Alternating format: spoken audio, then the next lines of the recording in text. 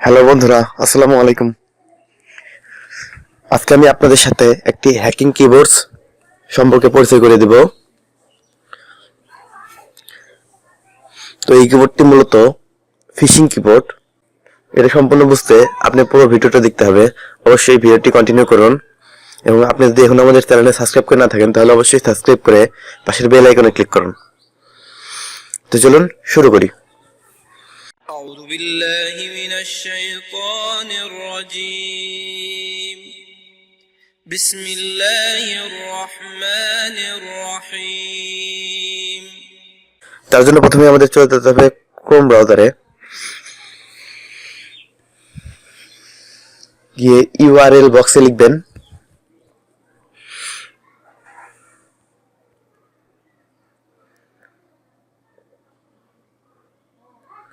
Hacking keylogger. Hackers keylogger লিখে search করবেন। তারপর দেখবেন প্রথমেই একটা হ্যাকার্স কিলগার 1.1 এর একটা ওয়েবসাইট ওপেন হবে। তো এই ওয়েবসাইটে চলে যাবেন।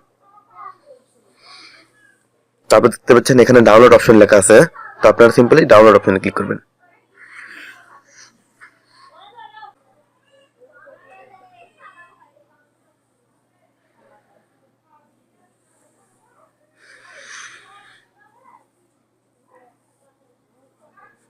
এখানে ডাউনলোড চাচ্ছে, আমার যেহেতু ডাউনলোড করা আছে আমি ডাউনলোড দিচ্ছি না। এভাবে আপনারা ডাউনলোড করে নেবেন। তো এই মূলত এই কিবোর্ডটি কিভাবে কাজ করে একটু বলে নেই। ধরুন আপনি আপনার ফ্রেন্ডকে আপনার ফোনের ওয়াইফাই পাসওয়ার্ড কানেক্ট করে দিতে বলতেছেন। তো সে আপনার ফোনটা কানেক্ট করে দিল, কিন্তু আপনাকে দেখালো না। এই সময় আপনি এই ফিশিং কিবোর্ডের মাধ্যমে পাসওয়ার্ডটা কিন্তু জেনে নিতে পারেন। তো তার জন্য আমাদের অ্যাপের ভিতর চলে যেতে হবে। এই হ্যাকার্স কিলগারের ভিতর চলে গেলাম আমরা। এটা ওপেন অ্যাপ্লিকেশনে ক্লিক করতে হবে। এটা আসলে ডিফল্ট কিবোর্ড করতে হবে। তার জন্য আমাদের টাইপ অপশনে দিতে হবে। টাইপ অপশনে চলে গেলাম,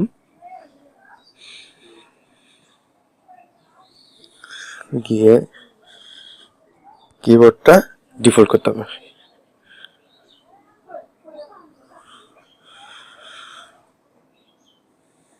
হ্যাকার্স কিবোর্ডটা পারমিশন দিতে হবে।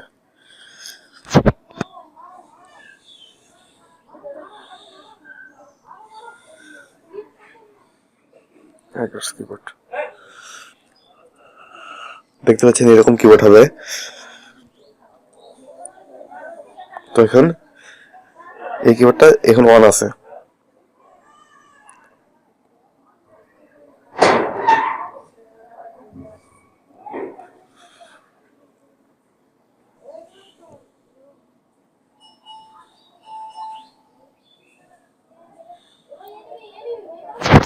তো সিম্পলি এর কাজ শেষ, আমাদের অ্যাপসের কাজ শেষ। এখন আমরা যেখানে গিয়ে টাইপ করব, ধরুন আমি এসএমএস অপশনে গেলাম।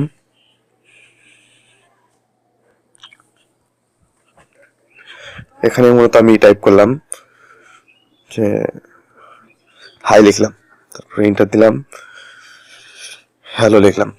তো আমি এতগুলো লিখছি। এটা তো মনে করেন আপনি ওয়াইফাই পাসওয়ার্ডটা দিয়ে দিল আপনার ফ্রেন্ড। তো সেটাও জানলো না যে আপনার পাসওয়ার্ডটা তাকে অন্যভাবে দিয়েছেন।